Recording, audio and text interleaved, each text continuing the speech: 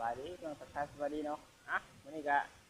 เอามาชวนมันคือเก่าพี่น้องมาตัดหญ้าให้งัวเนาะอยู่ชวนมันกันมื้อนี้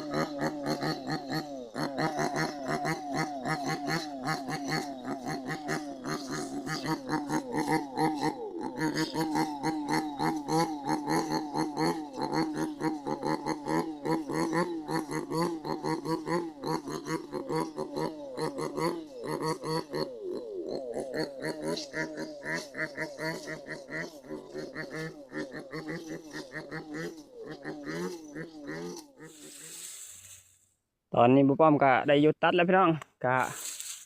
ยังเหลือบ่หลายเนาะฉะนั้นบ่ค่อยมีมันเนาะก็เลยว่าปาไว้ก่อนตัดเพราะว่าบ่มีมันเบิดแหละก็ยังเหลืออันที่เลาะแคบจังหน่อยนึงก็เลยว่าสิโตก่อนเพราะว่าเมื่อยก็สิตัดมันแล้วยันบ่มีแห้งขนหญ้าเนาะอาจสิขนหญ้าไปใส่รถก่อนเต็มรถคันยังมีเหือมีแห้งก็อาจสิตัดเลาะแถวแคมนี่แหละบ่ที่มีลำมันนี่แต่ว่าตอนนี้เมื่อยแห้งพี่น้องบ่ไหวเลยต้องเรื่องหญ้านี่โอ้กำลังงามๆงามแต่ใบดอกลำก็กินบ่ได้แหละแข็งบางอย่างนี่เห็นบ่โอ้ยเรือรถได้สำนี้ก็ได้ยันแต่แบกออกไปบ่ไหวโอ้โหรถจอดอยู่ปุ๊บแย่ปุ๊บแหละข้างๆไกลพี่น้องอันนี้ก็น้ำมันพี่น้องนี่หมดประมาณถังหนึ่งว่าหญ้ามันก็ค่อนข้างหนาในจังหวะหนึ่งว่าต้องได้เล็งเครื่องตลอดโอเคพี่น้องขอไปหาแบกหญ้าก่อนบัดนี้แล้วจังสีมาถ่ายพี่น้องเบิ่งเมื่อพี่น้องเมื่อบ่ไหวเลยพี่น้องแดดโอ้หญ้าก็บ่เต็มรถไปได้พี่น้องเห็นบ่โหก็บ่ไหวแห้งเลยแดดเลยก็คนเปลี่ยนเนาะทั้งตัดทั้งคนก็เมื่อยพี่น้องมันไกลพร้อมเนาะความจริงหญ้ามันก็หลายอยู่ดอกแต่ว่าคนบ่ไหวเปลี่ยนเนาะ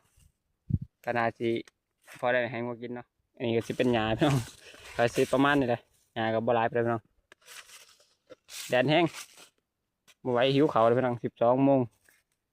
ก็เลยว่าพอวันแบบนี้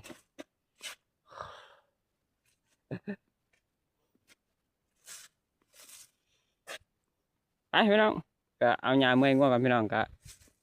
คลิปหน้าพอกันไหมนะพี่น้องเนาะ